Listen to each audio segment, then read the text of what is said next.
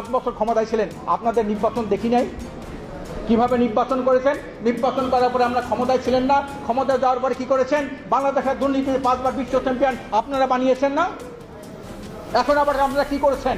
আপনাদের সেই 5ই আগস্টের পরে যে আপনাদের গ্রহণযোগ্যতা ছিল মানুষের, এখন কি তা আছে? আজকে তলানিতে থেকে গেছে।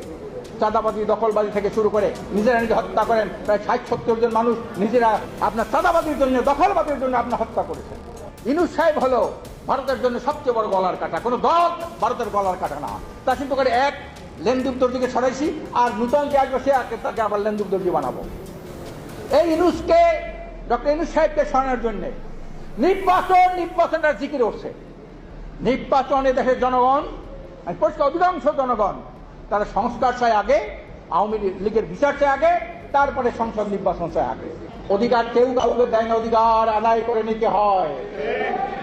আমি বর্তমান ইউনূস সাহেবকে বলবো, আজকে দেশ স্বাধীন হয়েছে 53 বছর। 53 বছরের মধ্যে এদেশে অনেক নেতার পরিবর্তন হয়েছে, অনেক দফার পরিবর্তন হয়েছে, সরকার কাঠামোর অনেক পরিবর্তন হয়েছে। এদেশের মানুষ সংসদীয় পদ্ধতি সরকার দেখেছে, প্রেসিডেন্সিয়াল পদ্ধতি সরকার দেখেছে, সামরিক সরকার দেখেছে, তত্ত্বাবধায়ক সরকার দেখেছে, অন্তর্বর্তীকালীন সরকার দেখেছে। এত কিছু দেখার পরেও দেশ ও জাতীয়তা মানবতার ভাগ্যের কোনো পরিবর্তন হয় নাই। মানুষের অধিকার প্রতিষ্ঠিত হয় নাই। কেন হয় নাই?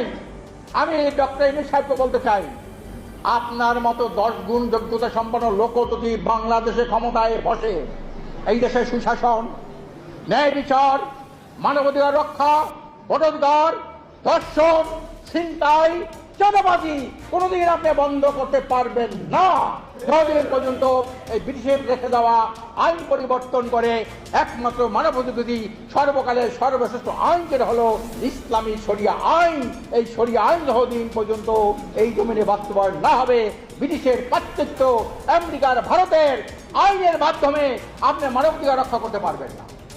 আপনি দুর্নীতি দুঃশাসন বন্ধ করতে পারবেন না, চুরি ডাকাতি বন্ধ করতে পারবেন না। আপনার আমলে 8 বছরে মেয়েরা ধর্ষিত হয় কিভাবে?